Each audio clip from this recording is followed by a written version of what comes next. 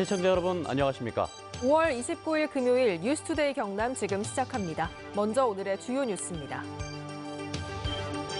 폐 비닐하우스를 개조한 사육시설에서 고양이를 번식시켜 유통한 업자가 적발됐습니다. 불법 진료와 동물 학대 사실도 밝혀졌습니다. 코로나19로 의료 폐기물을 처리하느라 바쁜 진주시 청소과 공무원들이 밤에 야산으로 출동했습니다. 무슨 일인지 취재했습니다. 복원에 성공해서 지난해 야생으로 보냈던 따오기들이 높은 생존율을 보이고 있습니다. 창녕군이 추가로 40마리를 방사했습니다. 제21대 국회의원 선거 당선인에게 듣는다. 오늘은 산청, 함양, 거창 합천 선거구의 김태호 당선인을 만나봅니다. 폐 비닐하우스를 개조한 사육시설에서 10년 가까이 고양이를 번식시켜서 유통시켜온 업자가 적발됐습니다. 불법 진료 행위는 물론이고 병든 고양이를 방치해서 죽이는 등 동물 학대를 해온 것으로 밝혀졌습니다. 정영민 기자가 현장을 취재했습니다. 경남 김해의 한 외딴 농장. 단속반이 폐 비닐하우스 안으로 들어가자 고양이 사육시설이 나옵니다. 고양이 수십 마리가 우리 안에 갇혀 있는데 대부분 번식이 가능한 2, 3년 된 것들입니다. 초창기 수입 들어올 때부터 우리가 아주 비싼 고양이부터 지내가 키우다가 그러면 내가 배 해보려고. 맞은편 비닐하우스에도 고양이 수십 마리가 발견됩니다. 갓 태어난 새끼도 있어 대규모 번식이 이뤄진 것으로 추정됩니다. 현장에서 확인한 고양이만 100여 마리로 치료를 못 받아 병들거나 죽은 새끼 고양이도 보입니다. 외관상으로 봤을 때 허피스 바이러스를 많이 달고 있는 것으로 보이고요. 좀 수의사가 정확히 진단하면 귀 진드기라든지 폐렴이라든지 여러 가지 또 다른 병명이 충분히 나올 수 있는 상황으로 보여집니다. 고양이 생산업자 65살 A씨는 7년 동안 무허가 생산시설을 차려놓고 고가의 고양이 10여 종을 경매장이나 인터넷에 판매한 것으로 드러났습니다. 김해 씨는 생산업자가 병든 고양이에게 이 같은 항생제나 호르몬을 투입하며 불법으로 자가 진료 행위를 한 것으로 의심하고 있습니다. 영업 허가를 득하지 아니하고 영업을 하였기 때문에 동물보호법 제34조 위반 행위라고 할 수 있습니다. 김해 씨는 A 씨를 동물보호법 위반 등의 혐의로 경찰에 고발하는 한편 다친 고양이 20여 마리를 유기동물 보호소로 옮겼습니다. MBC 뉴스 정영민입니다. 코로나19 사태 이후 의료 폐기물 처리로 고군분투하고 있는 진주시 청소과 공무원들이 최근 야간에 산행을 했습니다. 어떤 사연이 있는지 서윤식 기자가 취재했습니다. 지난 26일 밤 11시 50분쯤 야산에 수상한 대형 트럭이 들어가고 있다는 신고를 접하자 진주시 청소과 여직원 2명이 현장에 긴급 출동합니다. 칠흑같이 어두운 밤 외딴 산골짜기로 두 공무원이 두려움을 무릅쓰고 진입합니다. 당시 현장에선 경찰관 2명이 폐기물을 불법 투기한 일행 5명과 대치 중이었습니다. 대치 사항이라 하니까 사실 우리도 두렵지만 그것도 현장에 계시는 경찰도 얼마나 무서웠겠습니까. 그래서 빨리 도착하려고. 긴박한 상황이 전파되자 청소과 직원들은 누가 먼저 할 것 없이 현장으로 집결했습니다. 저희 도착하고 나서 한 10분 이내에 계속 사람들이 올라오더라고요. 동료 직원들이? 그렇죠. 대처할 수 있는 이제 상황이 보이기 시작하는 거죠. 저희 직원들이 오면서. 신속한 출동과 대처로 25톤 트럭 넉 대에 굴삭기까지 동원해 폐기물을 버린 일당을 현장에서 검거한 겁니다. 이들이 밤늦은 시간에 몰래 버린 사업장 폐기물은 100여 톤에 이릅니다. 야산이나 빈 공장에 불법 투기한 폐기물은 지난해 말 기준 전국적으로 210만 톤을 웃돌고 있습니다. 때문에 진주시는 최근 불법 투기 신고 현수막을 곳곳에 설치하고 시민들의 협조를 당부하고 있습니다. 야밤을 틈타 이런 불법 투기를 하다 보니까 저희들이 실질적으로 단속이 어렵습니다. 시민들의 제보 아니면 저희들이 상당히 어렵다. 코로나19 사태 이후 의료 폐기물 처리로 고군분투하고 있는 진주시 청소과 공무원들. 야산에서 하얗게 밤을 지새는 공무원들은 오히려 불법 투기를 신고한 시민에게 감사의 마음을 전했습니다. MBC 뉴스 서윤식입니다. 지난해였죠. 창녕에서 따오기 복원에 성공해 야생에 방사했었는데요. 이렇게 날려보낸 따오기들이 예상보다 높은 생존율을 보이며 자연에 잘 적응하고 있습니다. 이런 성과에 힘입어 어제 추가로 40마리가 야생에 방사됐습니다. 문철진 기자입니다. 문이 열리자 훈련장에 있던 따오기들이 하늘 높이 날아오릅니다. 지난 5개월 동안 먹이를 잡고 비행 연습을 하는 등 야생 적응 훈련을 마친 끝에 드디어 자연으로 돌아간 겁니다. 중국에서 따오기 한 쌍을 들여온 지 10년 만에 복원에 성공해 지난해 40마리를 야생에 방사한 경남 창녕군은 1년 만에 다시 40마리를 자연에 풀었습니다. 수컷은 27마리, 암컷은 13마리로 모두 위치 추적기를 달아 실시간으로 위치를 파악하고 당분간 먹이도 제공합니다. 지난해 방사한 따오기는 40마리 가운데 25마리가 생존해 우포늪과 낙동강 일대에서 서식하고 있습니다. 62.5%의 생존율로 예상보다 높은 수치입니다. 중국이나 일본에 비해서 우포늪을 비롯한 서식 환경이 우수하다고 생각하고 또 서식지 조성에 우리 군이 주력한 그 노력의 결과라고 생각합니다. 13마리는 삭과 담비 등 천적에 의해 폐사됐고 2마리는 부상을 당해 치료를 받고 있습니다. 무엇보다 자연 상태에서 번식을 시도한 개체가 확인돼 완전 복원에 대한 기대를 높였습니다. 지난해 방사한 따오기 중에 번식을 시도한 사례가 있었습니다. 하지만 아쉽게도 번식을 포기를 했고요. 현재는 이제 둥지를 짓는 그런 행동들이 나타나고 있습니다. 내년도에 번식 가능성은 대단히 높다라고 생각이 되고요. 창녕군은 따오기가 야생에 잘 적응할 수 있도록 우포늪 일대에 조성한 서식지를 군 전체로 확대합니다. 또 따오기 구조 치료센터를 6월부터 본격적으로 가동해 야생에 방사한 따오기의 생존율을 높일 계획입니다. MBC 뉴스 문철진입니다.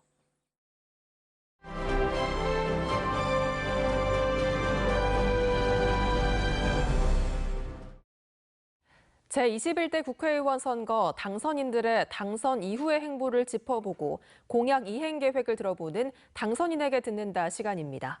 오늘은 산청, 함양, 거창 합천 선거구의 김태호 당선인을 이상훈 기자가 만나봅니다. 반갑습니다. 예, 반갑습니다. 네. 당선인님 보니까 당선 후에 활동도 조금 그런 것 같고요. 또 정치적인 발언 이런 것들이 상대적으로 좀 적은 것 같아요. 이유가 있을까요? 우리 야당이 역대 참패였습니다. 그런데 아직도 뭐가 문제인지 모르고 있는 게 더 큰 문제인 것 같습니다. 가장 큰 결국 패인은 국민에게 어떤 꿈도 주지 못했고 또 비전도 없었고 특히 희망을 주는 리더십이 저는 부재했다. 저도 많은 이야기도 하고 싶지만 오히려 현장에서 소리 듣고 민심의 어떤 귀를 기울이는 그런 시간을 보내고 있습니다. 네, 알겠습니다. 자, 대표 공약을 좀 살펴볼까요? 지리산 케이블카 그리고 이 산악열차 건설이 있습니다. 물론 이제 내용은 좋지만 이게 비용적인 부분 또는 환경 파괴 우려도 있고요. 다른 자치단체도 추진을 하다가 지금 잘 안 되고 있는 상황인데 어떻게 추진하겠다는 거죠? 이건 하나의 지역의 문제로 볼 게 아니라 국가 차원의 프로젝트로 성격시켜야 된다. 지역 논리로 이기주의로 가면 결국 될 것도 안 될 겁니다. 그래서 이 사업은 특별법이 꼭 필요하다. 특별법. 제가 경남도지사 시절에 이 남해안 프로젝트를 특별법을 통해서 3년에 걸쳐 그 기초를 닦았듯이 아마 그런 과정이 저는 필요하다. 네. 아마 그렇기 때문에 우리 대한민국의 어떤 새로운 관광 수입에 큰 아마의 그 원천이 될 거다 그렇게 보고 있습니다. 네. 그러면 이 사업을 위해서는 이 경남뿐만 아니라 전남, 전북 이 광역자치단체 간의 협업도 필요할 것 같고 또 뭐 환경부라든가 이런 정부 부처 설득도 좀 필요할 것 같은데요. 그렇죠. 그렇기 때문에 여야의 어떤 정치적 그 합의 과정도 필요하고 이 광역 상계도가 지금 걸쳐져 있지 않습니까? 그렇죠. 네. 또 기초 단체도 5개 이상 되어 있고 네. 각 부처의 협력도 필요하고 네. 그래서 이 부분에 대한 그 공감과 동의가 이루어진 전제가 있어야 됩니다. 네. 그래서 이 국가 차원의 프로젝트로 성격시키고 아마 대통령의 의중도 저는 꼭 이끌어내야 된다는 생각을 갖고 있습니다. 이 경남 도지사 시절 남해안 프로젝트 추진할 때 많은 사람들이 어렵다고 이야기했지만 결국에 그 토대를 닦았지 않습니까?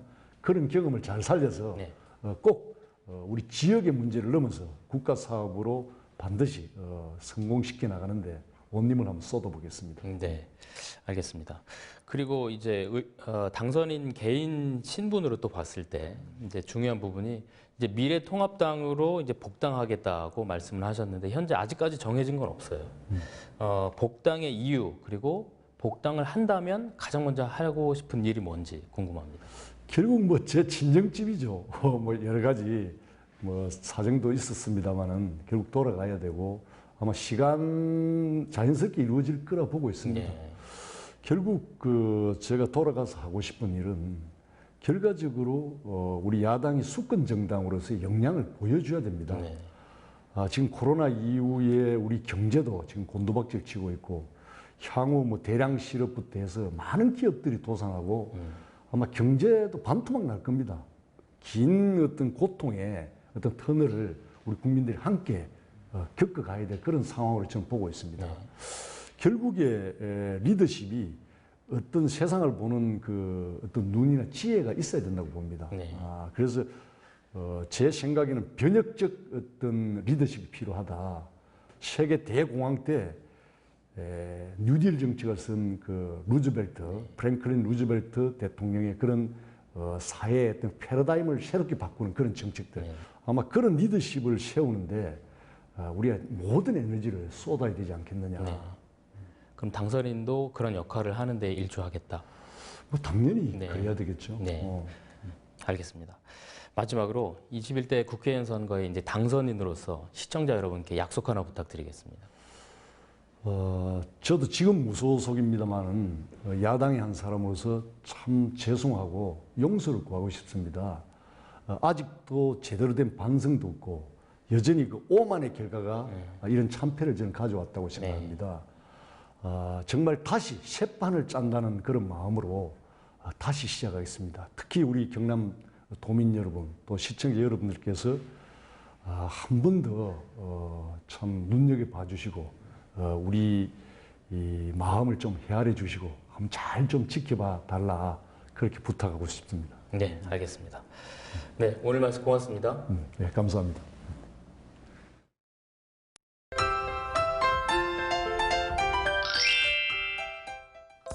오늘 맑은 날씨에 쨍쨍한 햇볕이 내리쬐겠습니다. 경남 지역 낮 기온 30도 가까이 오르는 곳이 있는데요. 낮에는 초여름같이 덥지만 아침과 저녁으로는 기온이 10도 이상 크게 떨어지겠습니다. 오늘 창원의 아침 최저 기온 15도, 진주 12도에서 시작합니다. 낮에는 창원 25도, 진주 27도까지 오르겠습니다. 오늘 경남 곳곳에 안개가 끼면서 시정거리가 좋지 않습니다. 아침까지 경남 내륙과 남해안을 중심으로 가시거리 1km 미만의 안개가 끼겠는데요. 교통안전에 특히 유의해 주시길 바랍니다. 위성 영상 보시면 오늘 대체로 맑은 날씨를 보입니다. 미세먼지 농도 보통 수준 보이면서 대기질 무난하겠습니다. 오늘 예년보다 기온이 2, 3도가량 높습니다. 아침 기온부터 보시면 밀양 14도, 함안 13도에서 시작하고요. 낮에는 밀양 28도, 창녕 29도까지 오르겠습니다. 서부 지역 보시면 거창 12도, 산청 13도에서 시작합니다. 낮에는 거창 28도, 합천 29도까지 오르겠습니다. 바다의 물결은 최고 1.5m까지 일겠습니다. 주말에도 맑은 날씨는 이어지며 기온도 예년 수준과 비슷하겠습니다. 날씨 정보였습니다. 코로나19 확산으로 크게 위축됐던 경남 지역의 소비 심리가 5월 들어 큰 폭으로 개선됐습니다. 한국은행 경남본부에 따르면 5월 경남 지역의 소비자 심리지수는 78로 전월보다 9.4포인트 상승했습니다. 소비 지출 전망과 생활 형편 전망도 각각 10포인트와 9포인트 오른 92와 81을 기록했습니다. 한국은행 경남본부가 경남도민들의 지난해 신용카드 소비액을 분석한 결과 다른 지역에서 소비하는 역외 소비율이 57.2%로 서울을 제외한 전국 평균치 46.3%보다 높았습니다. 반면 다른 지역 사람들이 경남에서 소비하는 소비 유입률은 21.6%로 서울을 제외한 전국 평균치 45.7%를 크게 밑돌았습니다. 지난해 경남 지역의 개인 카드 소비 금액은 16조 6천억 원이며 전국 16개 시도 가운데 서울과 경기, 부산 다음으로 많았습니다. 중소벤처기업부가 선정한 2020 글로벌 강소기업 200곳에 경남 15개 업체가 선정됐습니다. 글로벌 강소기업은 중기부와 지자체 등이 성장 잠재력을 갖춘 중소기업을 발굴해 수출 선도기업으로 육성하는 프로젝트로 경남에선 DM테크놀로지와 대호 INT 등이 선정됐습니다. 선정된 기업은 4년 동안 중기부와 도, 금융기관의 각종 지원을 받게 됩니다. 경상남도는 어제 제2신항 웅동 배후 부지 동원 로엑스 물류센터에서 스마트 물류기업 3개사와 1,600억 원 규모의 투자 협약을 체결했습니다. 이번 협약을 통해 동원 로엑스 냉장 등 3개 기업은 이곳에 차세대 스마트 물류센터 설립 의지를 밝히고 300여 명의 지역 인재 고용을 약속했습니다. 경상남도는 산업통상자원부 등 6개 중앙부처와 한국산업단지공단이 공동 주관한 올해 산업단지 환경개선 사업 공모에서 사천과 창원 2곳이 선정됐다고 밝혔습니다. 이에 따라 사천 제2일반산단은 다목적 운동 공간과 도서관 등을 갖춘 복합문화센터가 들어서고 창원 국가산단엔 공단로 7.5km의 아름다운 거리가 조성됩니다. 진주시가 경상대병원 앞 남강 둔치에 응급의료 전용 헬기 2착륙장을 설치했습니다. 헬기 2착륙장은 안내판과 긴급대피 사이렌 등을 설치해 신속한 환자 이송과 함께 시민의 안전사고도 예방할 수 있도록 했습니다. 이에 앞서 진주시의회 정재욱 의원은 지난해 11월 5분 발언에서 시민의 안전 등을 위해 이 착륙장의 설치 필요성을 촉구했습니다. 함양산삼 항노화 엑스포 조직위와 함양군은 어제 경상남도 새마을회 시군지회와 함께 엑스포 성공 개최와 함양군의 문화, 관광, 축제 홍보를 위해 업무 협약을 체결했습니다. 함양산삼 항노화 엑스포 입장권은 다음 달 30일까지 최대 60% 할인해 성인 6,000원, 청소년 4,000원, 어린이 2,000원에 판매합니다. 경상남도가 결혼사진과 멋진 사진을 찍기 좋은 17곳을 추천 소개하고 신혼부부와 연인 관광객 유치에 나섰습니다. 17곳은 통영 다라공원과 서피랑, 사천 남일대수욕장과 코끼리바위, 거제 바람의 언덕, 산청 남사예담촌, 합천 영상 테마파크 등이 포함됐습니다. 함양군이 다문화 인식 개선과 문화 다양성 교육을 위해 함양 서하초등학교를 시작으로 유치원과 어린이집, 학교 등에서 찾아가는 다이음 사업을 합니다. 다이음 강사는 베트남과 일본, 중국 출신의 결혼 이주 여성이며 다양한 다문화 콘텐츠를 통해 다름을 존중하는 다문화 친화 활동으로 진행됩니다.